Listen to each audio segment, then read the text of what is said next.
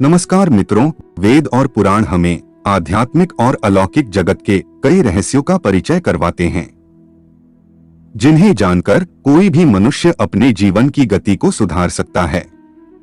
आपने हमारी प्रस्तुति वैकुंठ लोक भाग 1 और 2 में वैकुंठ लोक के कई रहस्यों को जाना।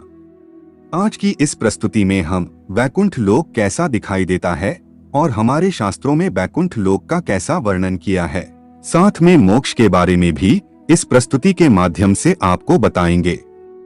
आध्यात्मिकता एवं ज्ञान वृद्धि हेतु हमारी चैनल आर्य लोक को सब्सक्राइब करें।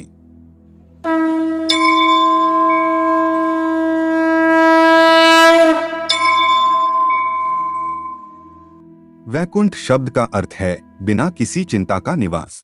वी का मतलब होता है नहीं और कुंठ का मतलब होता है चिंता।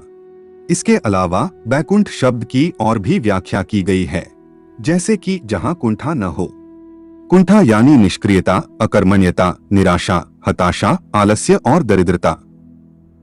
इसका मतलब यह हुआ कि वैकुंठ धाम ऐसा स्थान है जहां कर्महीनता नहीं है, निष्क्रियता नहीं है, अकर्मण्यता नहीं है, निराशा नहीं है, हताशा नहीं है, आलस्य नहीं है, दरिद्रता नहीं है, ऐसा परम पवित्र धाम।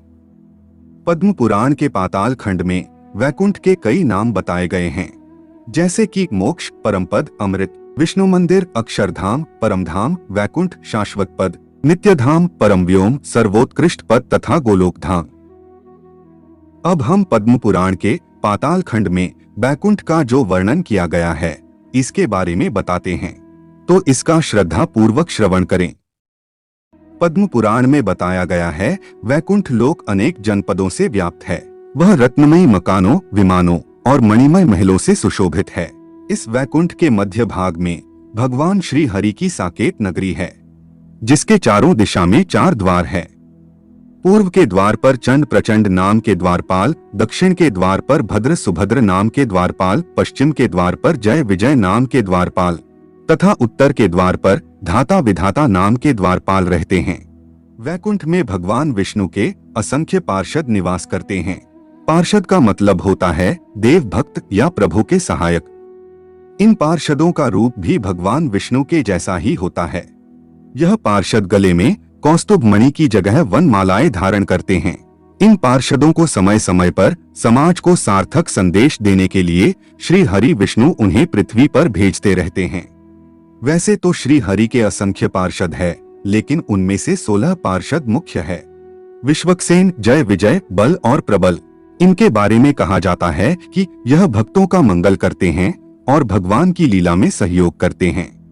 जय और विजय नाम के पार्षदों को श्राप मिलने के कारण धरती पर रावण और कुंभकर्ण के रूप में जन्म लेना पड़ा था।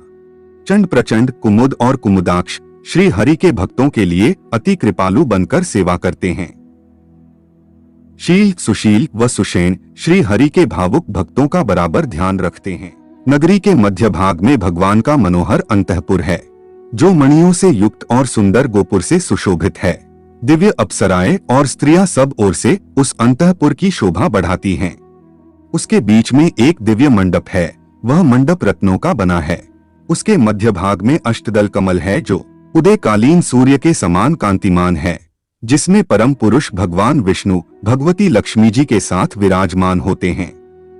भगवान का श्री विग्रह नील कमल के समान श्याम तथा कोटि सूर्यों के समान प्रकाशमान है। वे तरुण कुमार से जान पड़ते हैं।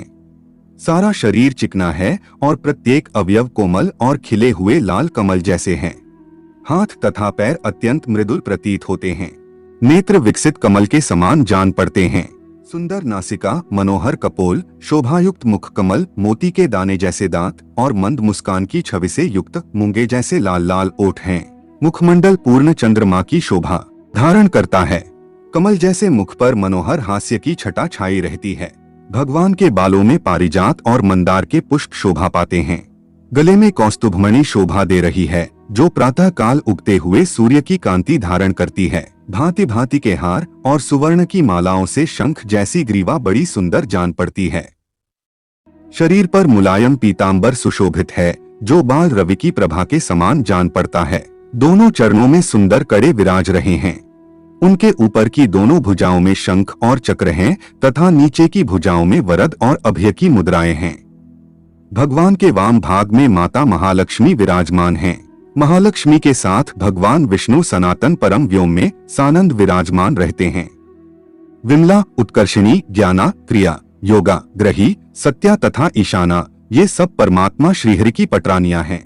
यदि कोई वैकुंठ को प्राप्त कर लेता है तो वह जीवन और मृत्यु के इस निरंतर चक्र से मुक्त हो जाएगा, अर्थात वह संसार के इस सागर से मुक्त हो जाएगा और इसी को मोक्ष कहते हैं। मोक्ष के भी कई प्रकार होते हैं और इसके बारे में भी आपको जानकारी होनी ही चाहिए। साहोज्या मोक्ष, यहाँ जीव परमात्मा में विलीन हो जाता है, अर्थात आत्मा अपनी पहचान खो देती है। सालोक्य मोक्ष, यहाँ जीव भगवान विष्णु के एक ही निवास में रहता है, अर्थात आत्मा को वैकुंठ में स्थायी निवास मिलता है। स्वरूप्य मोक्ष, यहाँ जीव भगवान विष्णु के समान रूप को प्राप्त करता है, अर्थात आत्मा का भी एक शरीर है जिसमें शंख, चक्र, गदा और पद्म धारण करने वाले 4 हाथ हैं। सरष्टी मोक्ष, यहाँ जीव को वही ऐश्वर्य और शक्ति प्राप्त होती है जो भगवान विष्णु को प्राप्त होती है। संप्य मोक्ष, यहाँ जीव भगवान की निरंतर संगत में रह सकता है।